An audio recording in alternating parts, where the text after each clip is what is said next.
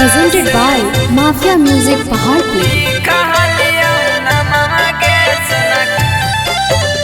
काट के बोले डवा से लिखा लिया नमवा गे सोना। काट के बोले डवा से लिखा लिया नमवा गे सोना। पल भर में बदल गे ना तोड़ी देना यार मनवा गे सोना। पल भर में बदल गे ना तोड़ी देना यार मनवा गे सोना। कुहा कर जवाला दे दिया पारनवा गे सोना। कुहा कर जवाला काट के बाटे डवा से लिखा लिया नमवा गे सोना। Mixed by Santosh Satya।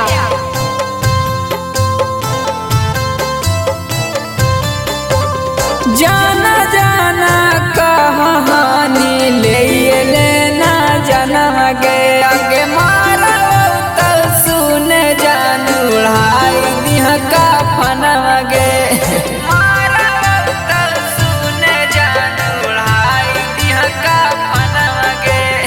जाना जाना कहानी ले लेनी जन्म गे आगे मारा सुन जान उड़ाई दिया का फनम गे सोना। तोर याद में रही दिन रात जगल गे सोना। तोर याद में रही दिन रात जगल गे सोना। हमरो बनाई देना गाँव के पगल गे सोना। काट के बाले डवा से लिखा नमवा गे सोना। काट के बाले डवा से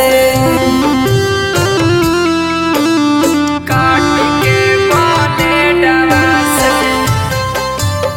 लिखा लिया नमवा गे सोना।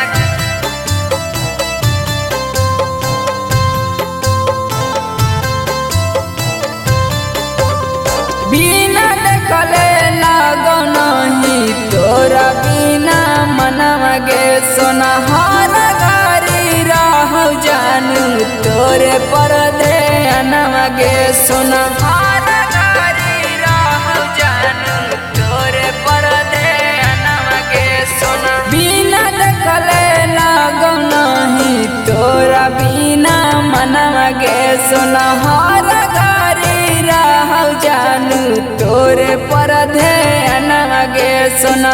अकल से वीरेंद्र के छछना ऊपर नवा गे सोना। जीतुआ वीरेंद्र के छछना ऊपर नवा गे सोना। काट के बोले डवा से लिखा लिया नमवा गे सोना। पल भर में बदल गे ना तोड़ी देना यार मनवा गे सोना। पल भर में बदल गे ना।